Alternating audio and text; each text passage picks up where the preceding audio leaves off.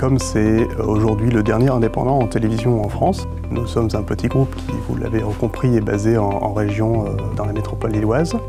La chaîne était diffusée en direct de 7h à 21h, avec aussi un peu de direct le dimanche après-midi en fonction des événements sportifs. La principale contrainte qu'on avait dans ce projet-là initialement, c'était l'économie générale du projet, où on ne pouvait pas se permettre, parce que les télévisions locales, financièrement, c'est un secteur qui est très difficile en France, très basé sur la publicité et sur laquelle on va faire beaucoup de pédagogie sur le marché publicitaire.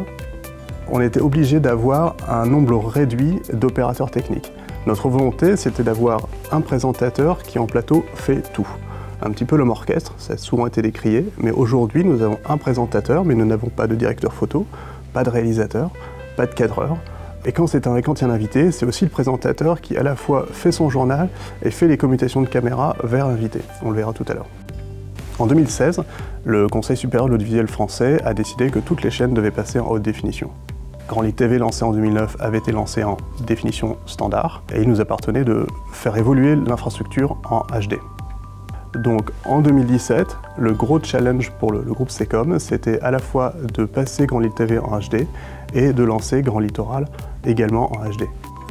Alors nous sommes installateurs audiovisuels, donc tous les métiers de l'audiovisuel et notamment le broadcast.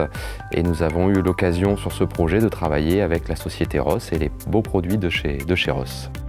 Et après une longue période de recherche et d'études techniques, nous avons rencontré les gens de chez Ross que nous connaissions déjà sur un projet précédent où nous avions installé des systèmes Ross, notamment le carbonite et l'expression. L'objectif était toujours de garder cette structure très innovante avec un présentateur qui fait la totalité des missions en plateau, mais d'avoir surtout un plateau qui soit mutualisé à la fois pour Grand Lit TV et pour Grand Littoral. Donc il nous fallait une solution qui réponde à cette complexité, qui nous permette aujourd'hui de travailler à la fois sur Grand Lit TV et sur Grand Littoral avec un plateau et des décors virtuels qui changent en fonction du canal sur lequel nous sommes, et également un habillage dynamique qui est géré en fonction du départ Grand Lit TV ou du départ Grand Littoral. Dans le système qui a été déployé, ce que nous recherchions, c'était vraiment une agilité qui réponde à la complexité et au fait qu'il n'y ait qu'une personne maximum qui puisse intervenir sur le système. Et cette personne, c'est le présentateur. Le présentateur, c'est généralement un journaliste, mais c'est surtout une personne qui n'est pas technicienne, qui n'a pas de formation technique.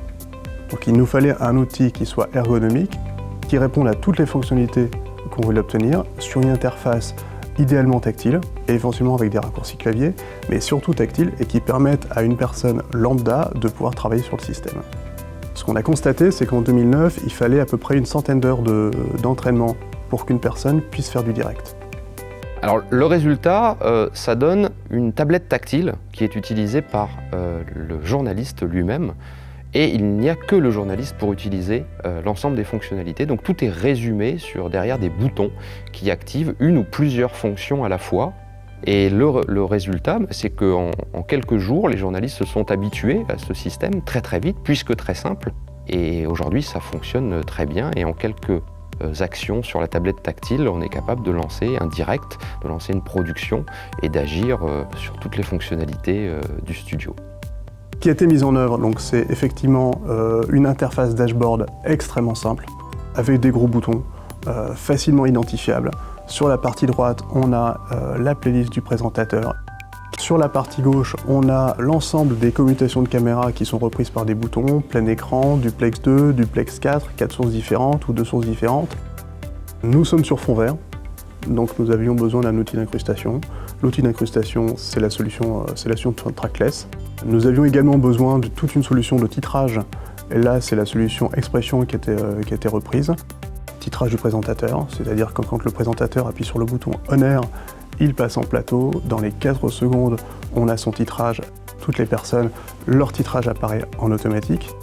Ce qui est également prévu dans la solution et dans tout ce qui a été amené, c'est que également sur le bouton On Air, on allume les tranches des micros. Donc on pilote une console audio, la Yamaha 01V. Ça allume les tranches à la fois des 2 micros présentateurs, mais également des 2 micros invités si un invité est en plateau. On a également la possibilité d'intégrer des tweets à l'antenne, et donc ça c'est la solution Inception qui a été déployée également.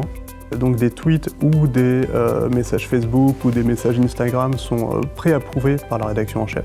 Et ensuite, une fois que la personne est en live, on a la possibilité d'envoyer des tweets. Donc voilà, on est capable de faire des choses qui sont tout à fait poussées, qu'on n'était pas du tout en mesure de faire jusqu'à maintenant. Le point clé dans l'intégration du système, c'est qu'on avait besoin aujourd'hui, parce qu'on est une petite société, avec des moyens qui sont des moyens de chaîne locale sur la zone française, donc des moyens relativement faibles. Ce qu'on avait besoin, c'était surtout de ne pas être dépendant du fabricant et ou dépendant de l'intégrateur, parce qu'il y a des moments où on a besoin aussi de nous reprendre de l'indépendance, reprendre de l'autonomie et développer des modules complémentaires. Et avec l'appui effectivement de l'intégrateur Olive, on a trouvé des développeurs qui aujourd'hui sont capables de travailler sur l'interface dashboard, de rajouter des boutons, de changer des couleurs, d'augmenter l'ergonomie de travail, sans systématiquement à passer par l'interface et par l'entremise de ROS. Donc ça, c'est pour nous un point capital. On sait que ROS a été très présent et au-delà de ce qui était peut-être prévu au départ sur la partie intégration du système, ROS a très bien joué le jeu.